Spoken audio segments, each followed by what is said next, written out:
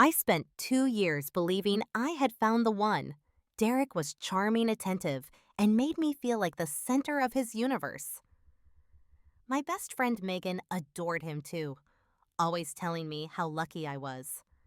Life felt perfect until one Saturday night when I saw a text notification on his phone that shattered everything. The name showed just the letter M with a heart emoji. What I discovered in those messages made me question every single moment of our relationship. He called me something I never imagined hearing from the man I loved. Before I share what happened next, let me know in the comments where you are watching from today. If stories about betrayal and sweet revenge speak to you, hit that like button and subscribe to join this community. Now let me take you back to the night everything changed. I met Derek at a coffee shop in downtown Portland on a rainy Tuesday afternoon about 2.5 years ago. He walked in wearing a tailored gray suit, looking like he had just stepped out of a magazine. I was sitting alone working on my laptop when he approached my table and asked if the seat across from me was taken. His confidence was magnetic. Within 20 minutes, he had my phone number and a date scheduled for that Friday. Our relationship moved quickly after that first dinner. Derek worked in finance at a prestigious firm downtown, and he always knew exactly what to say to make me feel special. He told me I was beautiful every single day. He planned surprise weekend getaways. He remembered the smallest details about my preferences and always ordered my favorite wine before I even sat down at restaurants. After 6 months of dating, we made things official, and I genuinely believed I had found my person. Around our 1 year anniversary, I introduced Derek to Megan. She and I had been inseparable since ninth grade when we bonded over being the only two girls in our advanced chemistry class. Megan was there when my father passed away. She held my hand through every breakup before Derek. I trusted her with my deepest secrets and my biggest fears. When she met Derek, they clicked immediately. I remember feeling grateful that my boyfriend and my best friend got along so well. They would joke around, share memes in our group chat, and Megan often told me how jealous she was that I found such a good man. Looking back now, I can identify the exact moment things started shifting. About 6 months before I discovered the truth, Derek began working late more frequently. He blamed a major project at the firm, something about restructuring a client portfolio that required extra hours. I believed him without question because I had no reason to doubt the man who texted me good morning every day and brought me flowers every Friday. Around the same time, Megan became harder to reach. She mentioned a new project at her marketing agency that consumed most of her energy. Our weekly brunch dates turned into monthly catch-ups, then sporadic text exchanges. When we did talk, she seemed distracted, always checking her phone mid-conversation. I assumed we were both just busy with life. There were small signs I chose to ignore. Derek changed his phone password and told me it was a security requirement from his company. He started going to the gym later in the evenings, sometimes not coming home until after 9. He became protective of his phone, always keeping it face down or taking it with him to the bathroom. I noticed these things, but I pushed down the uneasy feeling in my stomach. I told myself I was being paranoid. I refused to become that girlfriend who snooped and questioned everything. That Saturday night in March changed everything. Derek had come over to my apartment for dinner. We watched a movie, drank some wine, and he fell asleep on my couch around 11. His phone sat on the coffee table, and when a text notification lit up the screen, I glanced over instinctively. The preview showed a message from someone saved as M with a red heart emoji. The words visible in the preview made my blood run cold. It read, "I miss you so much, baby. Cannot wait to see you tomorrow." She has no idea, right? My hands trembled as I stared at those words. My mind raced through every woman whose name started with M that Derek might know. A coworker, perhaps, someone from his gym. And then the realization hit me like a freight train. Megan. My best friend since we were 14 years old. I did not confront him that night. Instead, I waited until he fell into a deep sleep around 2 in the morning. I knew his phone used fingerprint recognition, and I carefully pressed his thumb against the sensor while he snored softly. The phone unlocked, and I opened his messages with shaking fingers. What I found destroyed me. There were hundreds of messages between Derek and Megan spanning 8 months. 8 months of lies. 8 months of them laughing at me behind my back. The conversations detailed secret hotel meetups while I thought Derek was working late. They planned their dates around my schedule, making sure I would never suspect anything.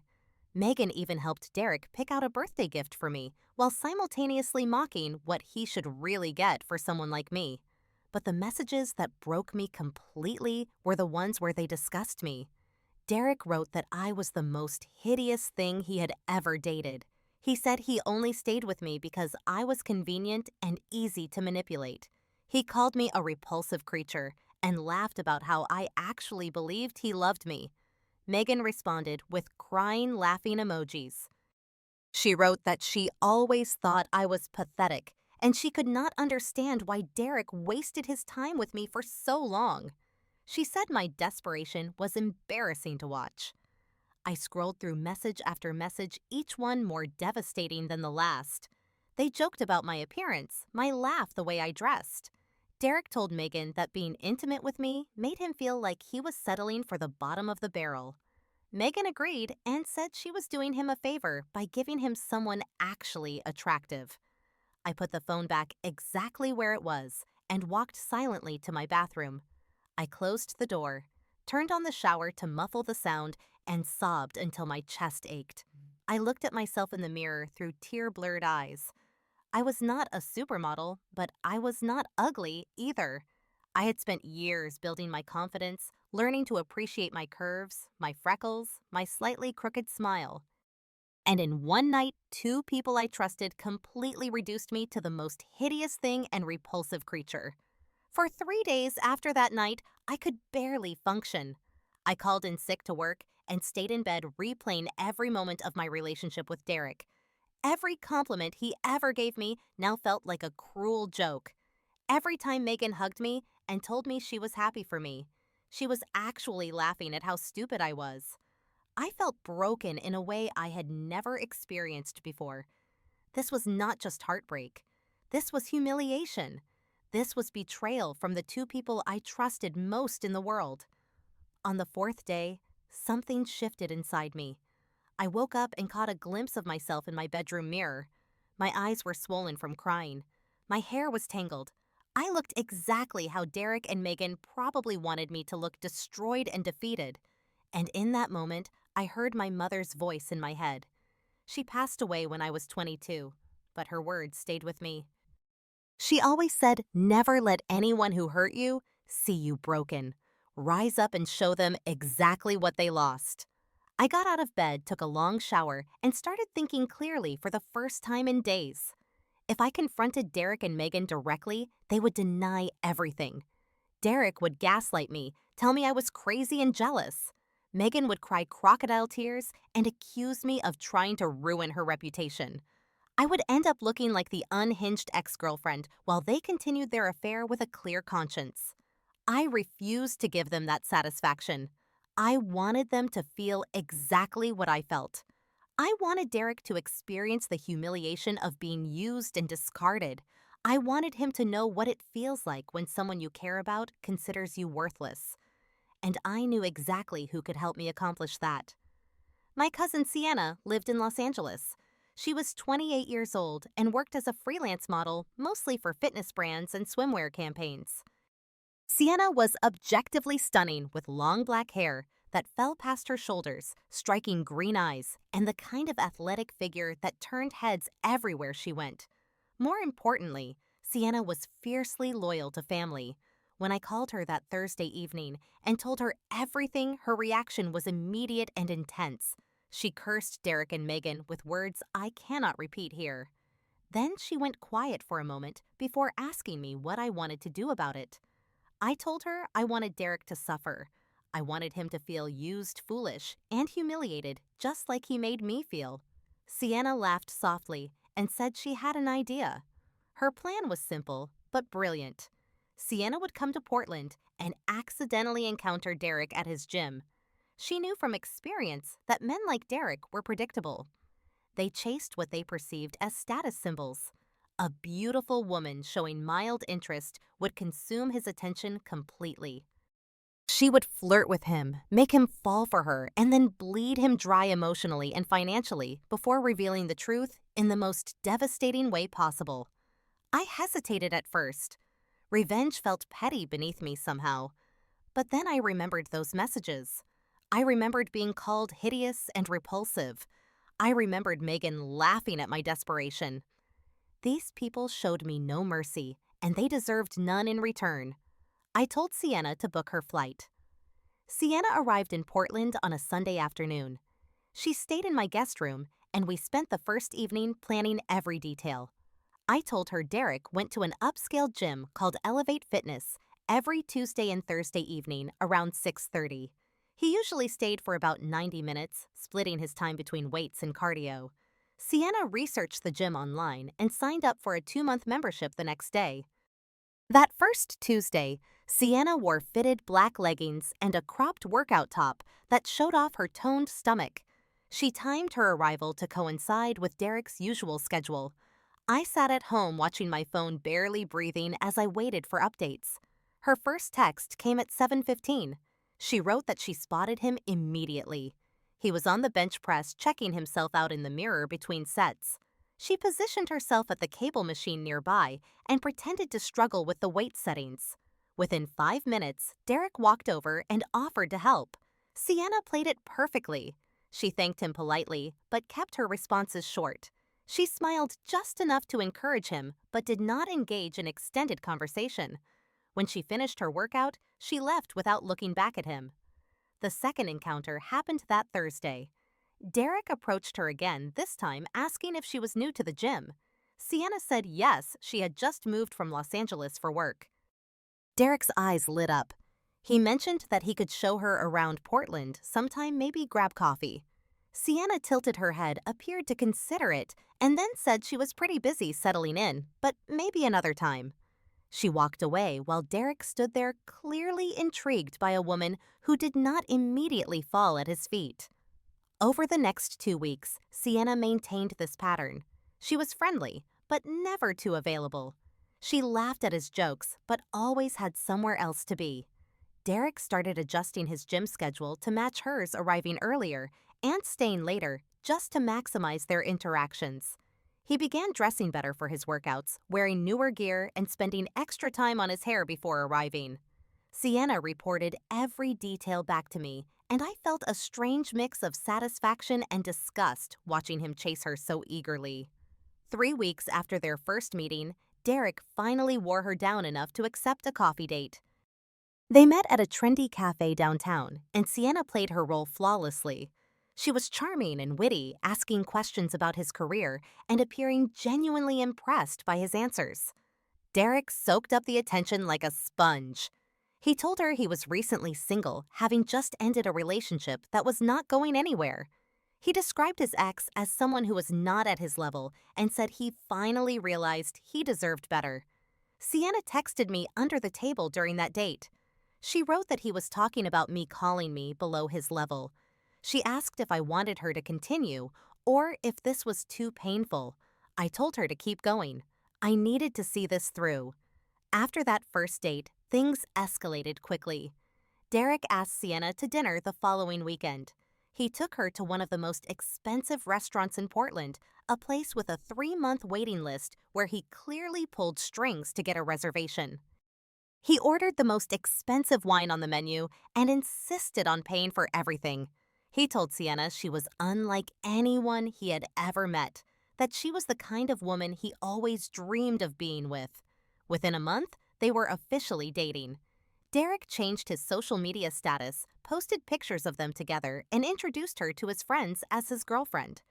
He bragged constantly about landing someone so beautiful and successful.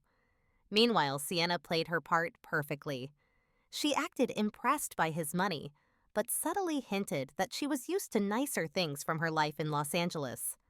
Derek took the bait completely. He bought her a designer handbag worth $2,000 after she casually mentioned admiring it in a store window. He booked a weekend trip to Napa Valley and reserved a suite at a luxury resort that cost $500 per night. When Sienna mentioned wanting a specific bracelet from a high-end jeweler, Derek purchased it without hesitation. He maxed out at least one credit card trying to impress her. During this time, I watched everything unfold from the sidelines. Derek's texts to me became less frequent. He was distant and distracted whenever we did communicate. About 6 weeks after Sienna entered the picture, he finally did what I knew was coming. He sent me a text message, not even a phone call, saying he thought we should end things. He wrote that he found someone better and that our relationship had run its course. He wished me well and said he hoped I would find someone more suited to me. I stared at that message and felt nothing. No sadness, no anger, just cold determination to see this through to the end. I replied with a simple okay, and then blocked his number. He probably expected me to beg or cry, but I gave him nothing. Around the same time, Derek cut things off with Megan, too. Sienna told me he had been ignoring Megan's messages for weeks. When Megan confronted him about it, he told her he had moved on and that she needed to accept it. Megan apparently sent him a long, emotional message about how much she sacrificed for him, how she ruined her friendship with me for their relationship. Derek responded by blocking her. I felt a brief moment of dark satisfaction, knowing that Megan was experiencing a fraction of the betrayal she put me through. 3 months passed. Derek had spent roughly $15,000 on Sienna between the gifts, the trips, and the expensive dinners. He told everyone who would listen that he had finally found his dream woman after wasting years on people who did not deserve him. He posted constantly on social media about how lucky he was, how Sienna was way out of his league, but somehow chose him anyway. His arrogance was almost impressive in its audacity. Sienna kept me updated throughout everything. She showed me his messages where he called me repulsive and bragged about finally dumping that creature for a real woman. She screenshotted his conversations with friends where he mocked my appearance and said he could not believe he lowered himself to dating someone like me. Each message stung, but it also reinforced my resolve. This man deserved everything that was coming to him. We planned the reveal for a Sunday morning. Derek often slept in on weekends, usually not waking up until 10 or 11. Sienna spent Saturday night at his apartment keeping up appearances until the very end. She woke up early, around 6 in the morning, and quietly gathered her things. Before leaving, she took one last look at him, sleeping peacefully, completely unaware that his world was about to collapse. At exactly 9:30 that morning, Sienna sent him a message. She attached a photo of the two of us sitting on my couch. Wine glasses raised huge smiles on our faces. The caption read, "Thanks for the gifts, the trips, and the laughs. By the way, she is my cousin. We had a great time spending your money. Enjoy being alone." Then she blocked him on every platform. Instagram, Facebook, phone number, everything. I did the same, making sure there was no way for him to reach either of us. The aftermath was immediate and chaotic.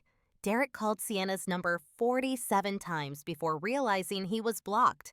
He tried reaching me through every possible channel, creating new social media accounts just to send me messages. He begged for an explanation. He swore he could explain everything. He said he loved me and that Sienna meant nothing to him. The irony of those words coming from the man who called me hideous was not lost on me. He even tried contacting Megan, desperate for any ally who might help him reach me. But Megan wanted nothing to do with him after how he discarded her. She apparently told him he got exactly what he deserved before blocking him too.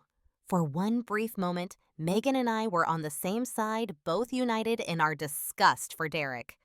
That night, around 3 in the morning, my Ring doorbell camera alerted me to motion at my front door. I opened the app and saw Derek standing there looking completely destroyed. His eyes were red and swollen. His hair was disheveled. He was still wearing the clothes he slept in. He pressed the doorbell button over and over, then started speaking directly into the camera. He said, "Please, Laverna, let me explain." He said he was stupid and made terrible mistakes. He said he loved me and always loved me. He said Sienna meant nothing, that he was just confused. He stood there for nearly an hour, alternating between begging and crying. My phone showed 20 missed calls from various unknown numbers, all of them him trying to reach me. I watched the whole thing from my bedroom, sipping tea and feeling something I did not expect: peace. I thought seeing him suffer would bring me joy, but instead, I just felt closure. This pathetic man crying into my doorbell camera was the same person who called me hideous. He was the same person who laughed at me with my best friend. And now he was completely alone, having lost everything because of his own cruelty. In the weeks that followed, I focused on healing. I started seeing a therapist who specialized in relationship trauma. We worked through my feelings of betrayal and my complicated emotions about the revenge I enacted. She helped me understand that what I did was not about hurting Derek. It was about reclaiming my power after he tried to take it from me. I cut all ties with Megan permanently. She tried reaching out once about a month after everything happened. She sent a long message apologizing and asking if we could talk. I read it, felt nothing, and deleted it without responding. Some bridges are not meant to be rebuilt. Sienna returned to Los Angeles, but we talked more than ever. Our relationship grew stronger through this experience.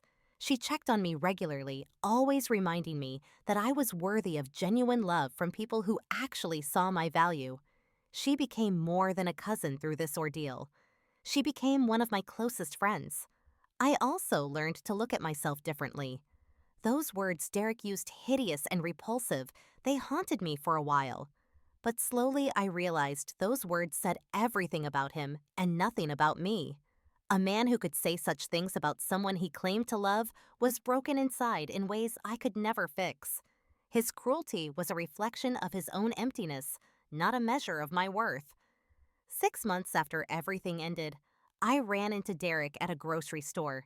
He looked terrible, thinner and paler than before. He tried to approach me, started saying my name, but I walked past him like he was invisible.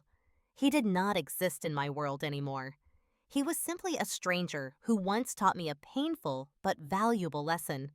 The lesson I carry with me is this: revenge does not heal wounds, but sometimes it provides the closure we need to move forward. I do not regret what Sienna and I did. Derek and Megan showed me who they truly were, and I simply showed them the consequences of their cruelty. But the real victory was not watching Derek cry into my doorbell camera.